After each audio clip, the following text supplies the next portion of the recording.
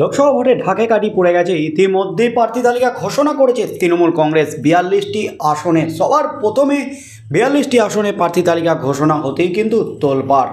তৃণমূলের প্রার্থী তালিকায় নাম নেই একাধিক বিদায়ী সাংসদ এবং একাধিক হেভিওয়েট বিধায়ক, এমনকি হেভিওয়েট নেতার যারা আশা করেছিলেন হয়তো তাদের প্রার্থী করবেন, হয়তো তারা টিকিট পাবেন লোকসভা নির্বাচনে টিকিট না পেয়ে ফের বিজেপিতে যোগদান করেছেন। তৃণমূল ছেড়ে অর্জুন সিংহ, বড় সড়ো বোমা ফাটিয়ে অর্জুন সিংহ করেছেন বিজেপিতে যোগদান, তৃণমূল ছেড়েছেন। তার মধ্যেই শুধুমাত্র অর্জুন সিংহ নয়, তৃণমূলের অন্দরে ক্ষোভ কিন্তু দিন দিন বৃদ্ধি পাচ্ছে। তৃণমূলের একাধিক হেভিওয়েট বিধায়ক সাংসদরা তারা কিন্তু ক্ষুব্ধ, তাদের ক্ষোভ দিন দিন বৃদ্ধি পাচ্ছে তৃণমূলের অন্দরে, এবং সেই ক্ষোভের বহিঃপ্রকাশ দেখা যাচ্ছে একাধিক জায়গায়। সংবাদ মাধ্যমের সামনে বোমা ফাটিয়েছেন সম্প্রতি অপরূপা পোদ্দার। বিজেপিতে যোগদান করতে চলেছেন অপরূপা পোদ্দার, এমনই কিন্তু খবরে তোলপাড় গোটা রাজ্য রাজনীতি। কারণ হাতে গোনা কটা দিন বাদেই কিন্তু লোকসভা ভোট, আর লোকসভা ভোটের আগে তৃণমূলে বড় সড়ো ধাক্কা আবারও দিতে চলেছেন অপরূপা পোদ্দার। তার মধ্যেই অপরূপা পোদ্দারকে নিয়ে জল্পনার মাঝি এবার সামনে শান্তনু সেনের নাম। কারণ লোকসভা ভোটের টিকিট না পেয়ে কিছুটা অসন্তোষের সুর শোনা গিয়েছিল শান্তনু সেনের গলায়। তিনিও আশা করেছিলেন লোকসভা নির্বাচনে টিকিট দেবেন মমতা ব্যানার্জি। বিস্ফোরণ ঘটিয়েছিলেন যে তিনি লোকসভার পলিটিক্সটা ভালোবাসেন, তিনি সেখানেই থাকতে চান, কারণ তিনি রাজ্যসভার সাংসদ ছিলেন। তবে মমতা ব্যানার্জি রাজ্যসভাতেও তাকে টিকিট দেননি এবং লোকসভা নির্বাচনেও তাকে টিকিট দেননি। তিনি নাকি বিছানায় মুখ গুঁজে কেঁদেছেন লোকসভা ভোটের টিকিট না পেয়ে, ক্ষোভ উগরে দিয়েছেন দলের প্রতি। তার মধ্যেই যে জল্পনাটা উঠেছিল তাকে হয়তো বিধানসভা ভোটের টিকিট দেবে, বিধানসভা উপনির্বাচনে টিকিট দেবে তৃণমূল কংগ্রেস। তবে বিধানসভা উপনির্বাচনের 2টি আসনে প্রার্থী তালিকা ঘোষণা করে দিয়েছে তৃণমূল কংগ্রেস।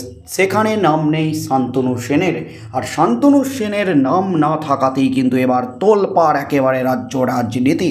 এবার উপনির্বাচনেও ভরসা করতে পারল না দল।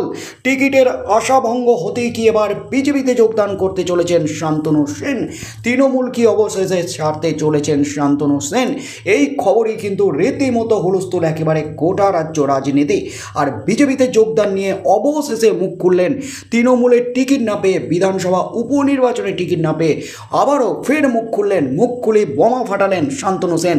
এই মুহূর্তের সবচেয়ে বড় খবর, এবার শান্তনু সেন যা বললেন তাতেই কিন্তু নতুন করে শোরগোল পড়ে গেল গোটা রাজ্য রাজনীতিতে। রাজ্যসভা নির্বাচনে মনোনয়ন না পাওয়ায় সাংসদ পদ খোয়াতে হয়েছে তাকে। আশা ছিল লোকসভা নির্বাচনে হয়তো দল তাকে টিকিট দেবে, কিন্তু সেখানেও শিখে ছিল না। তাতে অভিমান প্রকাশ পেয়েছিল শান্তনু সেনের গলায়। কয়েকদিন আগেই বাংলার 2 কেন্দ্রে উপনির্বাচনে প্রার্থীদের নাম ঘোষণা করেছে শাসক শিবির, সেখানেও নাম ছিল না তাঁর। এ নিয়ে ফের একবার ক্ষোভ প্রকাশ করলেন শান্তনু সেন। তবে কি এবার দল বদল করতে চলেছেন? জবাব দিলেন তিনি নিজেই। গত 10ই মার্চ ব্রিগেডের জনগর্জন সভা থেকে লোকসভা নির্বাচনের 42টি আসনের প্রার্থীদের নাম ঘোষণা করে তৃণমূল। এরপরই রাজ্যসভা ও লোকসভা নির্বাচনে টিকিট না পেয়ে তিনি যে কষ্ট পেয়েছেন সে কথা প্রকাশ্যেই স্বীকার করেছিলেন। শান্তনু সেন বলেছিলেন, মমতা বন্দ্যোপাধ্যায় আমাকে 2018 সালে রাজ্যসভায় পাঠিয়েছিলেন। আমি প্রাণপাত করে কাজ করেছি দলের হয়ে, বিজেপির বিরুদ্ধে আন্দোলন করেছি, দলের নির্দেশ পালন করে এসেছি। আরও বলেছিলেন, সংসদীয় রাজনীতি যেহেতু মন দিয়ে করেছি তাই মনে করেছিলাম লোকসভায় জায়গা হতে পারে। কিছুটা খারাপ লেগেছে না হওয়ায়, তবে মনে যতই কষ্ট থাক দলের নির্দেশ মেনে কাজ করব। সেই সময়ই দল বদলের জল্পনা খারিজ করে দিয়েছিলেন শান্তনু সেন। উপনির্বাচনেও কিন্তু তার উপর ভরসা করতে পারল না দল। টিকিটের আশাভঙ্গ হলো শান্তনু সেনের, আর শান্তনু সেনের আশাভঙ্গ হতেই কিন্তু ফের ক্ষোভ উগরে দিলেন শান্তনু সেন। ফের মুখ খুললেন শান্তনু সেন। মুখ খুলেই কিন্তু একের পর এক বিস্ফোরণ। লোকসভা নির্বাচনের সাথেই বাংলার 2 কেন্দ্রে উপনির্বাচন। গত শুক্রবার 2 কেন্দ্রে প্রার্থী তালিকা ঘোষণা করা হয়। তাপস রায়ের ছেড়ে যাওয়া বরানগরে তৃণমূল প্রার্থী অভিনেত্রী সায়ন্তিকা বন্দ্যোপাধ্যায়। অন্যদিকে ইদ্রিস আলীর প্রয়াণে খালি হওয়া ভগবানগোলা আসনে রেয়াত হোসেন সরকারকে টিকিট দেওয়া হয়েছে। প্রশ্ন উঠতে শুরু করে, তাহলে কি শান্তনু সেনের উপর ভরসা করতে পারছে না দল? এবার কি বিজেপিতে যোগ দেবেন তিনি? অবশেষে মুখ খুলি বিস্ফোরক। শান্তনু সেনকে এ নিয়ে প্রশ্ন করা হলে তিনি বলেন, আমি দলের একজন একনিষ্ঠ কর্মী, দলের সিদ্ধান্ত শিরোধার্য। প্রথম দিন থেকে তৃণমূলের অনুগত একজন সৈনিক। তবে সৈনিক বলে তো রোবট নয়, আমি একজন মানুষ, সেখান থেকে একটা খারাপ লাগা থাকে। সৈনিক হিসাবে দলের প্রতি দায়বদ্ধতা আছে, তাই দলের হয়ে কাজ করে যাব। এবারও বিজেপিতে যোগ দেওয়ার জল্পনা উড়িয়ে দিয়েছেন শান্তনু সেন। এই মুহূর্তের সবচেয়ে বড় খবর, বিজেপিতে যোগ দেওয়ার জল্পনা কিন্তু উড়িয়ে দিলেন শান্তনু সেন। শান্তনু সেন এবার যা বললেন তাতেই কিন্তু তোলপাড়, ফের ক্ষোভ উগড়ে দিলেন শান্তনু সেন। বিধানসভা উপনির্বাচনের টিকিট না পেতেই কিন্তু তোলপাড়। শান্তনু সেন কিন্তু বিস্ফোরণ ঘটালেন।